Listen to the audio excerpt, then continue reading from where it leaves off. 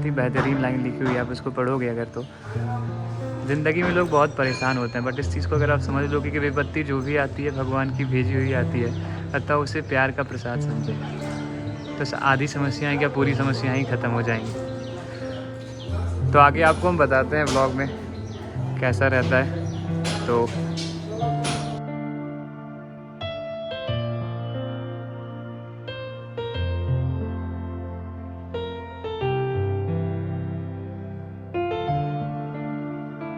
हर हर महादेव दोस्तों। तो आज है हमारा फाइनली डे 3 टेक्निकली, और ऐसे देखा जाए तो डे 2, और हम लोग निकल चुके हैं दिल्ली से।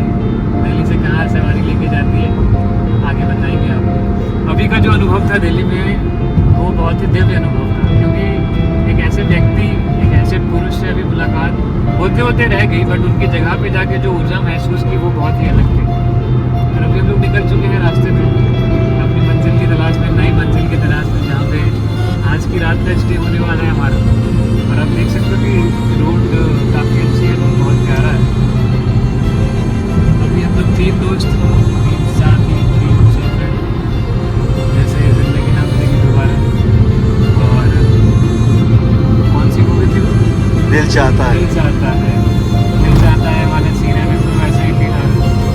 बट यहाँ पे पर्पस थोड़ा अलग है, वहाँ लोग मज़े की तलाश में जा रहे थे, यहाँ थोड़ी अध्यात्म की तलाश में।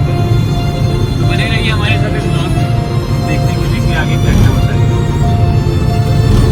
Peace out. और ये है चंदन बाबा। दिल्ली से अपनी धन्नो उठाने के बाद हम लोग निकल चुके थे ऋषिकेश की तरफ।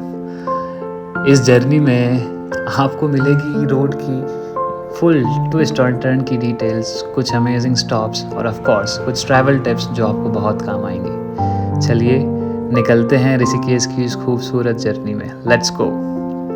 दिल्ली से ऋषिकेश तक की टोटल डिस्टेंस लगभग 240 किलोमीटर है, और अगर ट्रैफिक स्मूथ रहा तो ये जर्नी आप 5 से 6 घंटे में कवर कर लोगे।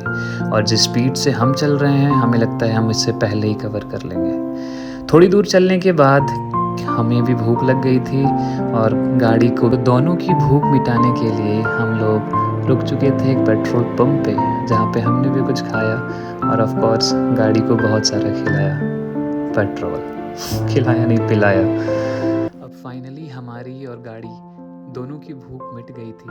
तो भूख मिटने के बाद गाड़ी में भी थोड़ा जोश आ गया, और फिर रास्ते में क्या हुआ ये आप बहुत अच्छी बात होती है कि जब आप हाईवे पे जाते हो तो बिना कहीं भी रेसिंग स्टार्ट हो जाती है। अब जैसे आप मेरे आगे देख सकते हो, ये जो स्कॉर्पियो वाले भाई साहब हैं, ये मेरे से पीछे चल रहे थे, फिर मेरे से आगे गए, और हमने फिर से इन्हें पीछे छोड़ दिया। तो ये नोएडा से पीछे लगे थे, अभी हम लोग हरिद्वार पहुँच चुके हैं। तो ये रेसिंग चलते रहती है, और ये बॉयज़ का एक फन होता है। तो just for fun, don't take it seriously. Limit में चले आप, और स्पीड अपने कंट्रोल में रखें, गाड़ी के कंट्रोल में मत जाए। तो चलिए मिलते हैं, आपको अपडेट देते रहेंगे रास्ते के बारे में। क्या कहते हैं, UK7 को भी पीछे कर दिया जाएगा? तो फाइनली UK07 को पीछे करने के बाद हम हरिद्वार पहुंच चुके थे, और यहाँ की गंगा घाट की एक अलग एनर्जी है, मैं आपको बता रहा हूँ। यहाँ पे गंगा दर्शन करने के बाद फिर सीधा हम ऋषिकेश के लिए निकल गए। अगर आपके पास टाइम है तो आप शाम की आरती ज़रूर देखना, वो एक अलग स्पिरिचुअल एक्सपीरियंस देगी आपको हरिद्वार में। हरिद्वार के बाद अब हम पहाड़ के रास्ते पर हैं, और ऋषिकेश सिर्फ कुछ ही दूरी पर है। पहाड़ी रास्ते पर चलने का एक अपना ही मज़ा आता है, लेकिन सेफ्टी फर्स्ट। यहाँ स्लो एंड स्टेडी चलना हमेशा एक बेटर ऑप्शन है।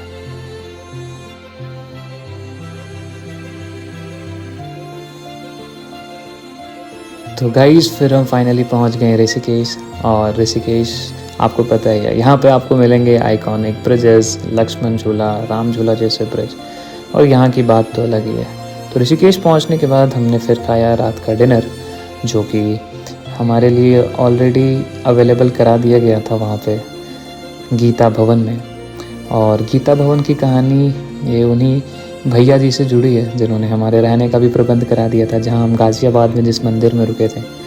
तो उन्होंने बोला कि बैद्यनाथ धाम से कुछ पुरोहित आ रहे हैं, तो उनके रहने और खाने का प्रबंध करा दिया जाए। तो फिर डिनर के लिए उन्होंने हमें भेज दिया, और डिनर हम निकल चुके थे ऋषिकेश को थोड़ा और जानने के लिए और वहाँ की ऊर्जा को और महसूस करने के लिए। हर हर महादेव जय गंगा माँ। तो अभी रात तकरीबन 9:30 और हम लोग हैं बहुत ही दिव्य स्थान माता गंगा की गोद में और शिव जी के स्थान पे। ये है ऋषिकेश। आप अगर राम झूला या लक्ष्मण झूला पे कभी आए हो तो आप समझ सकते हो इस समय का अनुभव, इस समय का आनंद क्या महसूस मैं कर पा रहा हूँ। हम थोड़ा थक ज़रूर गए थे ट्रिप में दिल्ली से आने के बाद, लेकिन जैसे ही ऋषिकेश पहुँचे वहाँ की ऊर्जा में मानो पूरी एनर्जी ही बदल दी। आपको कभी मौका मिले तो गंगा किनारे बस शांत मन से बैठना, बिना कुछ चिंतन किए, बस गंगा माँ की आवाज़ को सुनना और ऋषिकेश की हवाओं पे और लहरों पे ध्यान देना। और अगर कभी आपको मौका मिले तो ज़रूर एक ऐसे टाइम पे गंगा किनारे बैठो जब सूर्य उदय होने वाला हो, मतलब सनराइज़ के टाइम। तब आप देखोगे, एक चीज़ को महसूस करोगे कि जब पूरा अंधेरा छाया रहता है और सिर्फ लाइटें दिखती हैं, उसके बाद जैसे जैसे सूरज अपनी चरम सीमा पे पहुंचता है, उदय की ओर पहुंचता है, वहाँ की ब्यूटी का एक अलग मज़ा है। और गंगा माँ की लहरें तो अलग काम कर ही देती हैं, मानो सुकून भर देती हैं पूरी जीवन में। तो सुबह बिताने के बाद यहाँ अपने नित्य कर्म में हम लग गए। अपनी रोज़ की संध्या आरती कर्म करने के बाद और भगवान का नाम लेने के बाद, गंगा माँ में स्नान करने के बाद हम तीनों दोस्त लोग आनंद उठा रहे थे। फिर हम निकल चुके थे। प्रीतम जी, क्या चीज़ की तैयारी है? ये आप अभी क्या ग्रहण कर रहे हैं?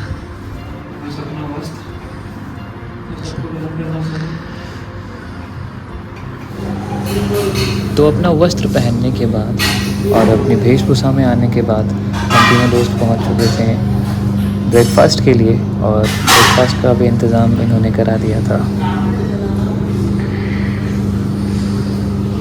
हम लोग हैं गीता भवन, गीता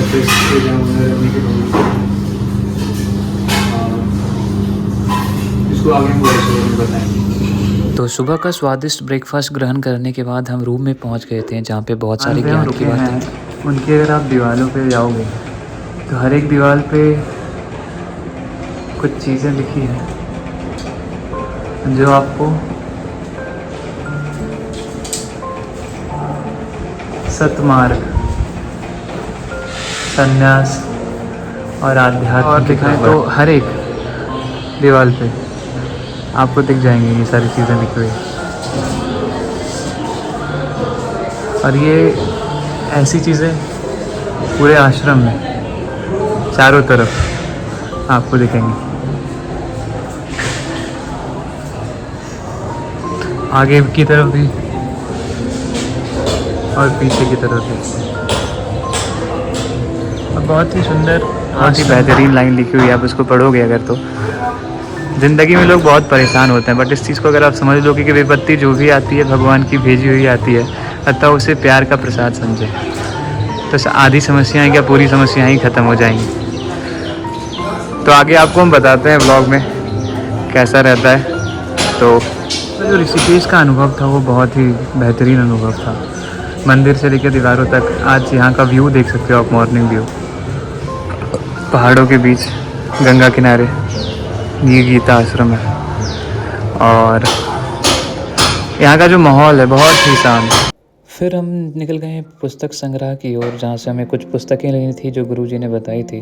और वो पुस्तक और गंगा जल लेने के बाद हम निकल चुके थे ऋषिकेश से अपनी दूसरी स्थान की तरफ, क्योंकि ऋषिकेश का समय यहाँ पे समाप्त हो चुका था और हमारी गाड़ी को आगे चलने का मन हो रहा था। तो फिर हमने गाड़ी घुमाई और निकल चले दूसरे तीर्थ स्थान के लिए। तो चलिए, बने रहिए हमारे साथ और मिलते हैं आपसे फिर अगले व्लॉग में। अगर मिलते हैं आपके साथ आगे की ट्रिप में भी आपको आगे का अपडेट देते रहेंगे कि अभी हम लोग ऋषिकेश से कहाँ निकलने वाले हैं, कहाँ जाने वाले हैं। तब तक के लिए स्टे ट्यून्ड।